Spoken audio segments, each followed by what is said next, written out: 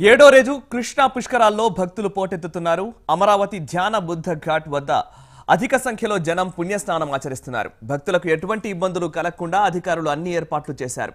దీనికి సంబంధించి ఎమ్మెల్యే కొమ్మలపాటి శ్రీధర్, గుంటూరు జిల్లా కలెక్టర్ కాంతిలాల్తో మా ప్రతినిధి Lakshman face to face. Krishna పుష్కరాలు ఏడో రోజుకు చేరుకున్నాయి. అత్యంత వైభవపేతంగా ఇక్కడ అమరావతి ధ్యానబుద్ధి ఘాట్ వద్ద ఏర్పాట్లు ప్రభుత్వం ఏర్పాటు చేసింది. మరిన్ని విశేషాలు ఇక్కడ ఉన్న స్థానిక ఎమ్మెల్యే కొమ్మలపాటి శ్రీధర్ గారు ఆయన అడిగే ప్రయత్నం చేసి చూద్దాం. సార్ చెప్పండి, ఇక్కడ ఎటువంటి ఏర్పాట్లు చేశారు భక్తుల కోసం? ఈరోజు ఏర్పాట్లు అనేది ముమ్మరంగా చేయడం జరిగింది.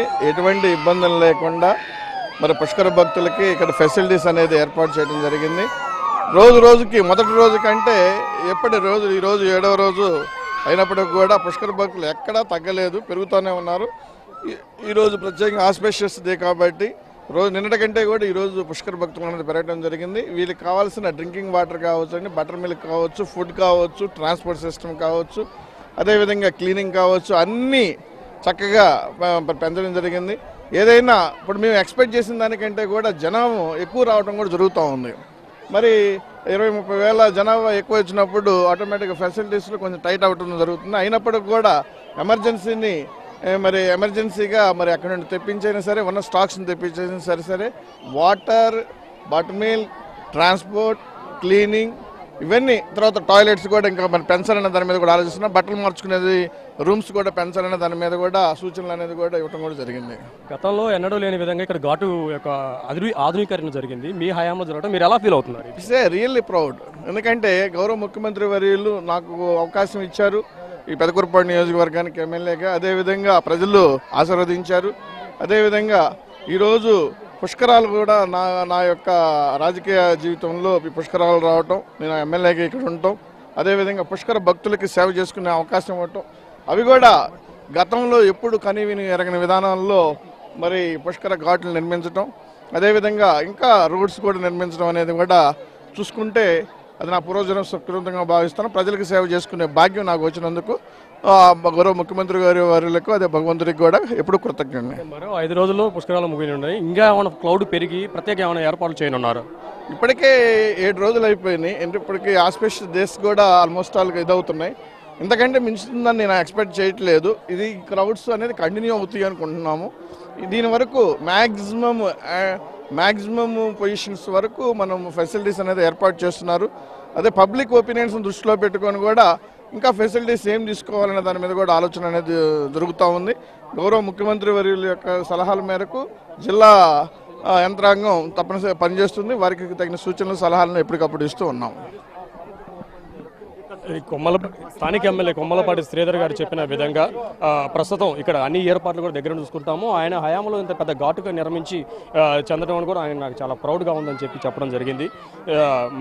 ఇక్కడ భక్తుల ఏర్పాట్ల పైన జిల్లా మేజిస్ట్రేట్, జిల్లా కలెక్టర్ గారైన కందిలాల్ దండే గారు ఉన్నారు. ఆయన కమాండ్ కంట్రోల్ నుంచి అన్ని ఏర్పాట్లు కూడా దగ్గరుండి పర్యవేక్షిస్తున్నారు.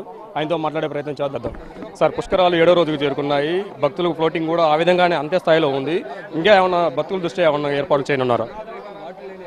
అంటే ఇప్పుడు రమారమి ప్రతిరోజు సగటున 5 లక్షల మంది భక్తులు గుంటూరు జిల్లాలో ఉన్న ఈ పుష్కర్ ఘాట్స్లో 72 పుష్కర్ ఘాట్స్లో పుణ్యస్నానాలు ఆచరిస్తూ ఉన్నారు. సో ఈ ఘాట్స్లో పుణ్యస్నానాలు ఆచరించేందుకు వస్తున్న పుష్కర్ భక్తులకి అన్ని విధాల సౌకర్యవంతంగా ఉండే విధంగా 14 పుష్కర్ నగర్లు, అలాగే మరి ఘాట్స్లో కూడా పిండ ప్రదానం షెడ్స్, డ్రెస్ చేంజింగ్ రూమ్స్ని స్కేలప్ చేయడం జరిగింది. అలాగే నెంబర్ ఆఫ్ ప్లేస్ని కూడా చాలా మటుకు పెంచాం. సో ఈరోజు మంచి రోజు కావడంతో మరింత ఎక్కువగా భక్తులు వచ్చున్నారు. సో వీరికి కావాల్సినంత త్రాగునీరు, అలాగే టాయిలెట్ సౌకర్యం, మరి డ్రెస్ చేంజింగ్ రూమ్స్, పిండ ప్రదానం షెడ్స్ ఇవన్నీ కూడా ప్లాన్ చేయడం జరిగింది. ప్రస్తుతం 5వ రోజు చివరి రోజుకు చేరుకున్నాయి. మళ్ళీ సండే రోజు చివరి రోజులు కూడా కానున్నాయి. ఏమనంగా ప్రత్యేక ఏర్పాట్లు ఏమైనా చేయనున్నారా? ప్రత్యేకంగా ఏర్పాట్లు అంటే ఆల్రెడీ మా జిల్లాలో ఉన్న ఘాట్స్ పెద్ద ఎత్తున భక్తులు తరలి వచ్చినప్పటికీ కూడా హ్యాండిల్ చేసే కెపాసిటీని కలిగి ఉన్నాం.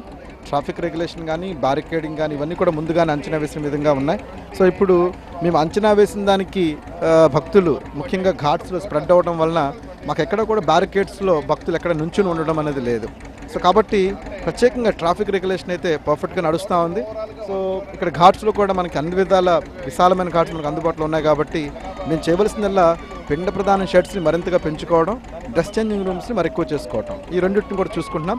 త్రాగునీరు కూడా ఘాట్స్లో కూడా భక్తులకి అందించే విధంగా మొబైల్ అవుట్లెట్స్ కూడా ప్లాన్ చేయడం జరిగింది.